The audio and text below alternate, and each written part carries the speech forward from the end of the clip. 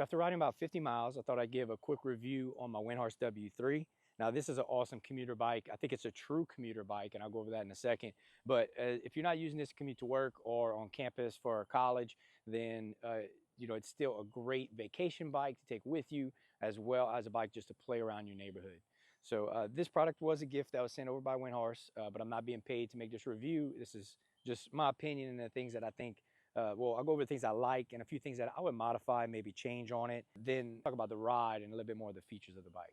First thing I'd like to go over is the suspension. As you can see, full suspension. You don't see that on a lot of small bikes. Suspension in the front and the rear that absorbs a lot of that shock. And you can see it makes it to where if you're going on bumps and stuff, it's not going to be a hard ride, especially the front. You can see it go down. So really good suspension. That's the first thing I noticed about riding this bike. Now with the suspension, you have to be careful because things could bounce out. And so I either use this extension wrap, the extension cord wrap. It's rubber and you can bend it however you want, or a little simple bungee cord like this. And I got them in black, so you don't even notice them. It goes with the theme and it looks really good, keeps everything in my basket. So whenever you're riding it, it is kind of top heavy like a scooter. And that's because, you're sitting way up here in the short wheelbase. But just keep that in mind. It's not a deal breaker. It's just that, when you're doing hard turns, that it will be a little top heavy whenever you're riding it. This bike is also super quiet. The freewheel in the back, it doesn't make as much noise as another bike that has a shifter. It's super quiet. Normally when you roll the bike forward or back, you would hear it clicking, but it doesn't make any of those noises. And also while we're talking about shifter, that cleans up the handlebars because it is just a single gear. There's no shifter to worry about. There's no derailleur to get tangled or not work properly. So it makes it very simple as far as maintenance goes on the chain and the freewheel. Now operating this bike is super simple. You just take the key, which is a big plus to just have a key. Gives you a little sense of security that you have to have the key to start it. Turn it on one time. That's going to turn the display on. That means the throttle is ready. So you can see it's got a good bit of power. And then if you turn it again, then your headlight will turn on. So you can see the headlight right there. But we don't need that right now. Just put it right here and then turn the throttle. So ease into it and it'll take off. Or if you had a stop sign you really want to go, just kind of turn it all the way. So takeoff, a lot of people ask about takeoff. It's not going to have the power at the takeoff like a 1,000-watt hub motor. Of course, it's only 500 watts. So when you do take off, it does have a nice gradual takeoff, but that's not still super slow. Now, if you'd like to take off with more speed, just use your pedal. So you'll see whenever I push, it's going to go a lot faster and it'll get you up to speed in no time. So I've ridden this on a lot of terrain, but here's a good spot to show you. Here's some thick grass, riding really good. Go on to gravel, grass, concrete. So we kind of went through a lot of different terrains right there. I've ridden over a lot of tall grass, short grass, different concrete and pavement areas, and this bike can really handle the terrain very well. The only thing that you have to really look out for is cracks. So different size cracks like that right there, and some of the cracks inside the sidewalk. These tires, they're 14-inch tires, so they're gonna handle that terrain a lot different than the bigger ones. So just be aware whenever you're riding around. So you can see these brakes are full-size brakes that give you a lot of stopping power. That's how I was able to kind of do that stoppy at the stop sign. Also, when you're going over a lot of different terrain, these fenders come in really handy. They cover a lot of the tire, and I've gone through puddles, gone through a little bit of mud, and they've kept me dry. So I really like having the full fenders on the front and the back. They come in more handy than you think they would. Now, as far as work, and this being a commuter bike as well as a travel bike, I think this is a true commuter bike because of the size of it. Have you ever tried to fit one of these in an elevator or on a bus? Like, you just can't do it. This takes up 2 people, and to be able to carry it, pick it up, go up and down stairs, you could just go up to the stairs, grab it by the handle, and just walk straight up the stairs, then continue on riding. It makes it so easy. If you're taking this to work, whether you're doing the 30-mile worth of range and just charging at work, you pretty much got everything in this package, whether you tie it up to a traditional bike rack like this. Oh, also, by the way, quick plug, if your business company does not have one of these or some type of bike rack system, they are missing out, because I try to go eat different places and I really don't want to go eat somewhere that I got to explain, hey, where I'm going to put my e-bike.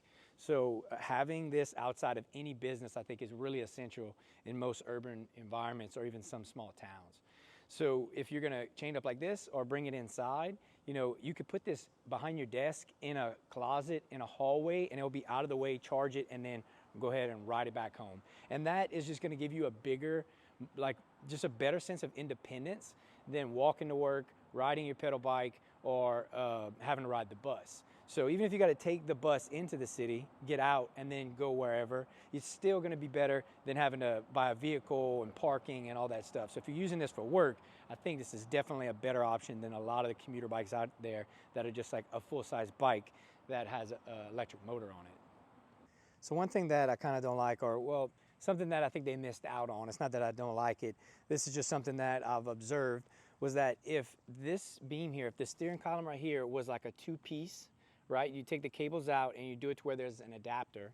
The top mount goes here, and then there's a bracket right here, or a way that the seat goes from here.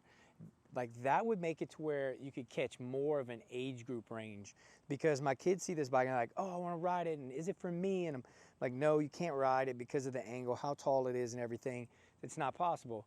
But if it had that adapter where the handlebars were lower and the seat was down right there, or had a different mounting plate where you can buy a bracket or change it, that would change the game, because there's no bike that's in the middle for like teenagers.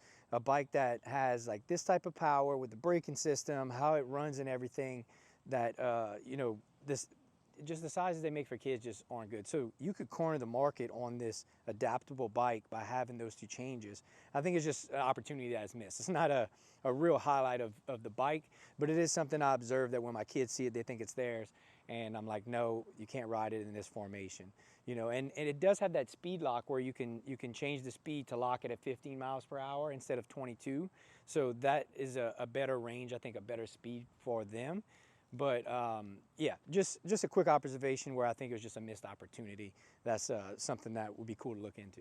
But something that I would change is I don't think you need the bell. It's not loud enough when you're riding around. I need people to know, hey, I'm here, especially because I'm a smaller e-bike. It only goes 22 miles an hour, so I'm not always traveling at a higher speed. And I just don't want anybody to bump into me. So as you can see, I put an electric horn on there that's pretty loud. And that's something I would change, just because I feel like with this smaller bike, you need something to say, hey, I'm right here. Another thing that I would probably change is the display. The display works very well, but I'd like to see the voltage. I think that just helps with battery and knowing how much life you have. And I just, you know, from my experience, I like to see the voltage versus just a generic battery meter, but it works well, and it gives you plenty of information that some other bikes don't even have. Now, if you're not buying this for work and you're getting it for vacation or just playing around your neighborhood like me, this is still a great bike because of the size. Now, I went on a little weekend vacation, and my wife was using the car most of the time. So all I did, I folded this up, I put it in the back of her SUV. It fit perfect, fit all our luggage and everything. And then when we got there, I now had transportation. So I could go shopping, I could go see some sights, do whatever. And I couldn't do that before because I would be stuck in a hotel room or limited to places that I could walk near the hotel. But this gives me much more mobility and independence to be able to travel around the hotel. So whether you use this for work or for fun, I think Windhorse did an incredible job with the W3, from its amazing design to how easy it is to operate and ride. I think the W3 is going to be something that I use well into the future.